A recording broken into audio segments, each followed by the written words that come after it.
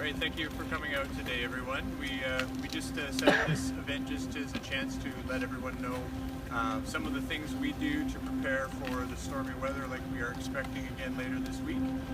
TransLink plans ahead and does everything it can to keep people moving when we have foul weather like we've been having.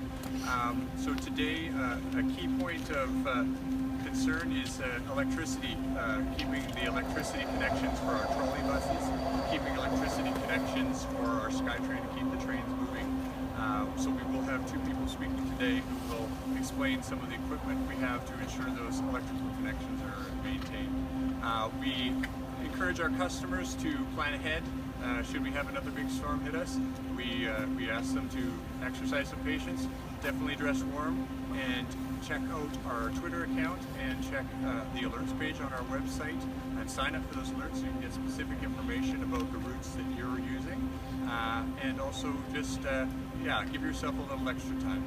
So today we are going to have, we're going to start with Richard Hawcott, who is the Assistant Manager of Maintenance for Coast Mountain Bus Company, and he's going to explain this truck we have behind us here and what it does to ensure there isn't ice on the trolley cars. Richard's last name is Hawkott, H-A-U-K-K-A. Hello. I'm here to explain about our de-icing truck for this specifically with the trolley overhead wires, right? Our trolley overhead is sensitive to the weather, right? And it's critical to get the power to the bus so the bus can move, right? So one of the things we do is we actually daily monitor our weather, anything below 4 degrees Celsius, and we're having daily meetings and we're interacting with Environment Canada to ensure that we're forecasting correctly.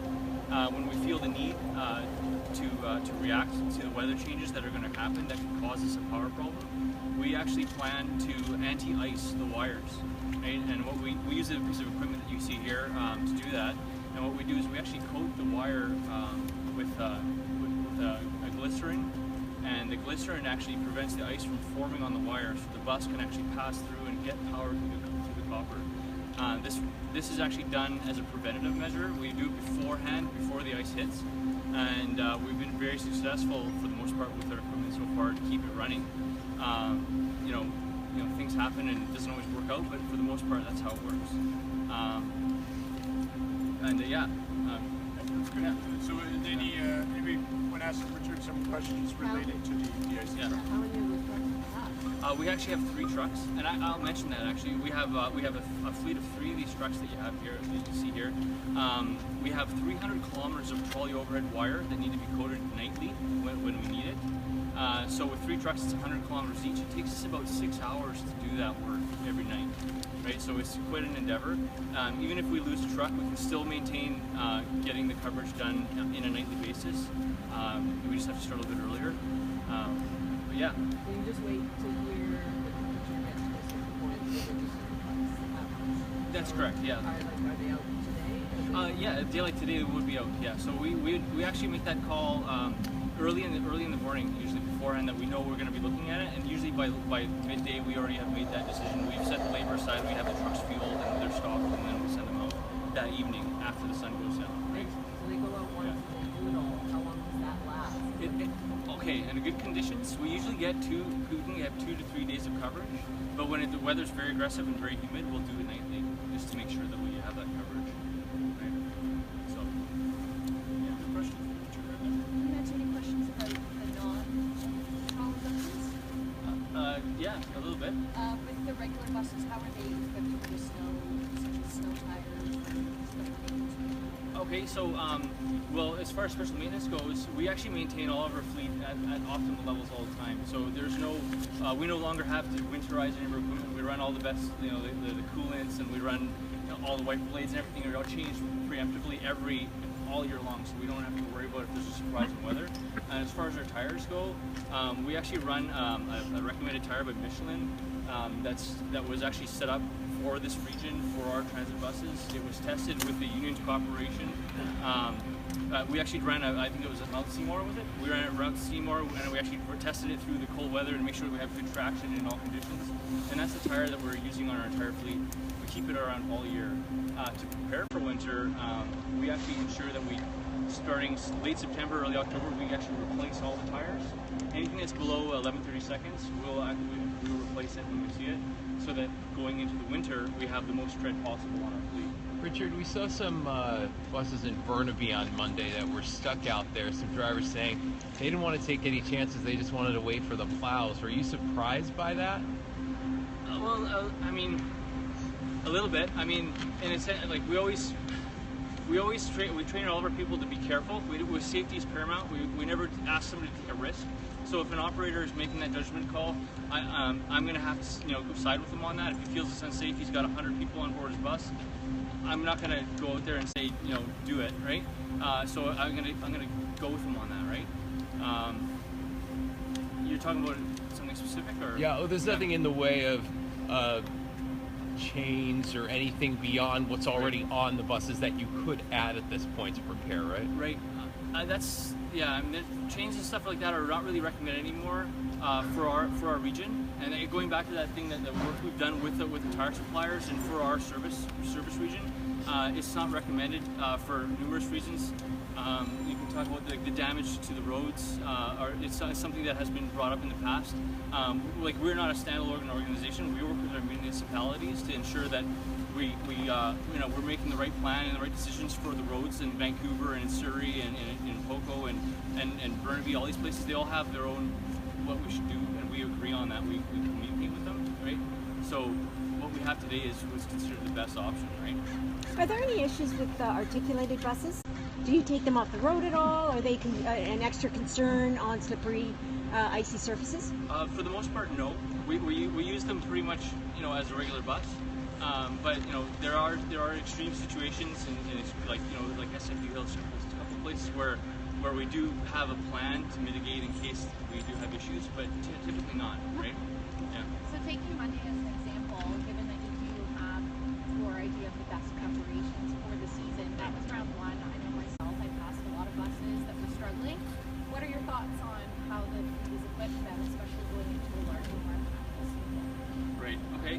I mean, as far as going back to what I said earlier about our fleet, I believe our fleet is fairly well equipped. Again, we are in Vancouver, we're in a region that hasn't seen snowfall like this in years. I think we do have a pretty good plan for considering our operating region and our service area. Yeah, I mean, I'll even talk about our buses. That's something that a lot of people don't know, but in the last 15 years, we buy all of our buses have automatic traction control. They have ABS on them. There's a lot of automatic equipment on that bus to make it as safe as possible, and as reliable as possible in the adverse weather. So it's not like 20-25 years ago when that stuff was literally, it was a totally different ballgame, right? So I think we are making the steps to go in the right direction there. So if somebody's traveling to say Burnaby Mountain to SFU or up to the North Shore, should they be seeing if their buses are canceled, or is there, as people are asking, any way to equip those buses so they can make it up Burnaby Mountain? Yeah. Okay. So I mean, I almost dive into this and say that if it's on Monday, and there wasn't very many cars going up Burnaby Mountain either. So as far as what we're doing versus what anybody else is doing, I think it's as good as it gets, right? But again, going back to what you said too, we actually have an alerts page where you can log in and actually sign up for I take this bus, I take that bus, and if there's a change, it'll send you a notification. I would recommend that. I ride the bus and I do the same thing. If there's some changes, I know what's happening before I leave my house. Right? Any other questions?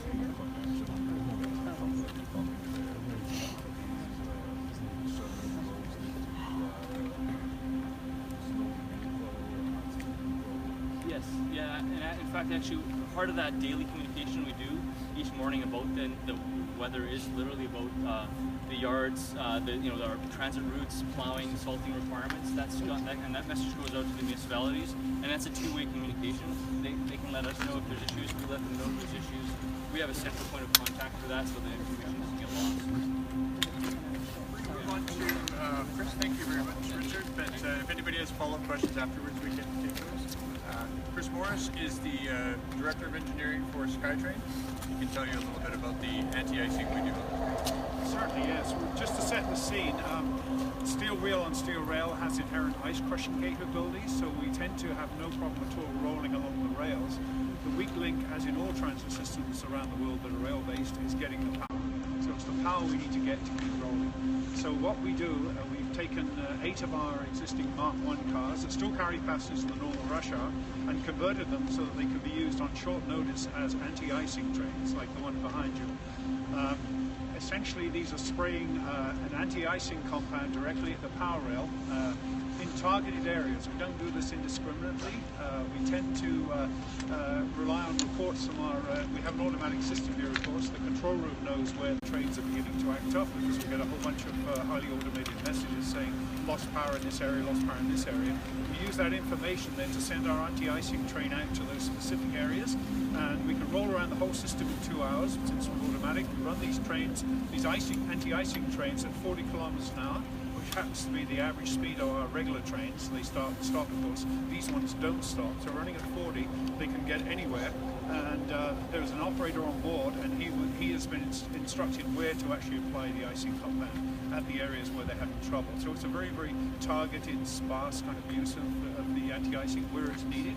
In terms of how do we anticipate, we actually have a consultant to us, a meteorologist, who, in addition to all the weather forecasts that we will read, he does this particular analysis for us, because in the lower mainland we have a lot of microclimates, as you all know, and he gives us predictions all around the SkyTrain system where the problems are like to happen. For instance, on Sunday night he said it's going to happen, and we sent out these anti-icing trains on Sunday night to coat the rails in the areas where we expected problems. We send them out again in the morning on Monday and again in the afternoon on Monday. And on Monday we ran an almost flawless full rush hour service in the middle of a snowstorm. We did have a 20-minute delay, but that was not related to the weather. That was a train timing out because of a computer problem, which can happen on a summer's day. So from our point of view, it actually went very, very well. Is there benefit to running? Yes, really good question. Yes, we do. Because it's automated, we can indeed run empty trains through the night for relatively little cost. The only catch is when there's maintenance, and sometimes there's essential track maintenance going on. Some sections of track will just be shut off from train movement, but when we can, we do indeed run the trains through the night. Yes. Quite likely, yes.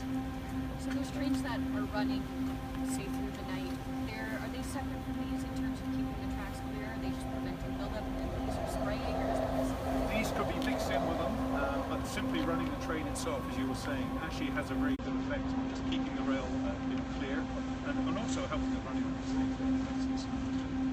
Do both. Is it similar to what you're using in the trucks there? It is indeed, and we'll actually show it working for you in a minute. Actually, sorry, just to go ahead. Have you already seen it? Yeah. Right. It's a different situation, because in their case they're actually rolling along the trolley wires 18 feet up in the air, and the substance, the sugary substance, dribbling out around them, coating the wire. In our case, I think we haven't seen the demo yet, I think, but you'll see the actual demo. We're shooting from about a foot away, from a nozzle to the power rail, so it's a kind of different application. So for us, it's very, very effective. We use a relatively small amount. We typically use a couple of barrels in a whole year for the entire fleet for 50 kilometers of double the track. So we're using it come to end. And speaking to that, for those of us who can't wait for for everybody to put a mic on, could you go through what we will see? Yes, indeed I can. So on board that train, which is an absolutely bog standard Mark 1 train, inside the train itself is a big drum of the anti-icing fluid. In what would be the computer locker at the front of the train, these trains actually, a particular series we picked here, they actually only have one computer per 2 cars. So in the empty locker that would normally have another backup computer, if you like, that instead has the controls for the pump. There's a pump inside, there's a programmable logic module, and there's basically like a gun button for the guy riding the train to then apply when needed. It's automated so that it will not, for instance, spray on the wrong side. You appreciate our power rail is only on one side of the track. When it switches over, you don't want to be just spraying the concrete wall. We have an automatic system that prevents that happening. If it doesn't see the power rail, it doesn't spray. So it inserts the actual apply and goes where it's needed.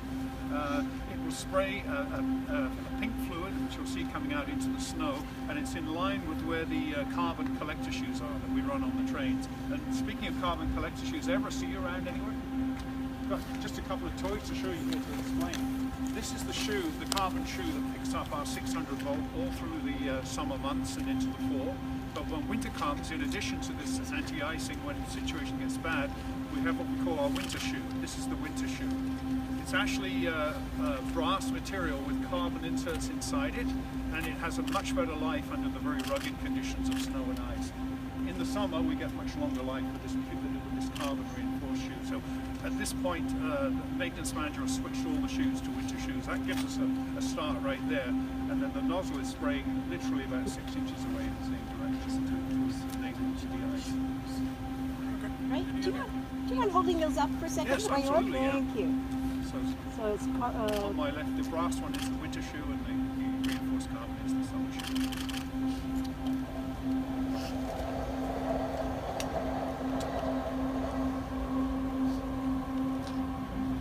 There is one further thing. Do you mind if I talk while you're... Not at all. There is one further thing. On the bridge itself, the Sky Bridge, very susceptible to de-icing because it's over a river, of course, more so than the ordinary track.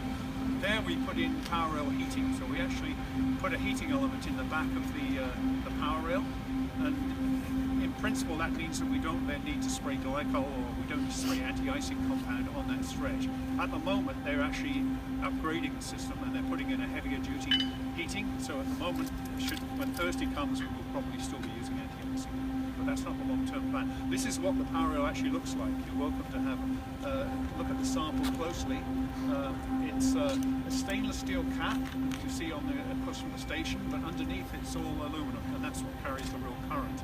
Now you notice these two little grooves each side, the little V's each side, underneath the head. In that section we put a heating element. So when you're going over the bridge, there's a heating cable running through those slots behind, and being aluminum, it heats up very quickly and keeps the surface free from ice. You don't need to worry about anti-icing. Very expensive to use it throughout the whole system, because you're wondering why I wouldn't use that everywhere. The answer is it's a high maintenance item, where you've got a very, very tough icing situation. Is there anywhere else, Scott, that is a good candidate? Good. Oh, fair point. That would be good. And you mentioned, I think, that on Monday the train turned around straight 3 times? Yes, they do. Actually, Sunday night, Monday morning, and Monday afternoon. Is that a normal schedule? We're good, eh? Oh, we can do it less frequently. If we get there in time and it's called the right kind of snow, it typically, as with the trolley overhead, will last at least 24 hours, maybe 36 hours. We have to go back again. We're just being a bit overcautious as our first storm for winter, and we'll see on Thursday. Yeah. And it's both preventative and treating. Yes, sir.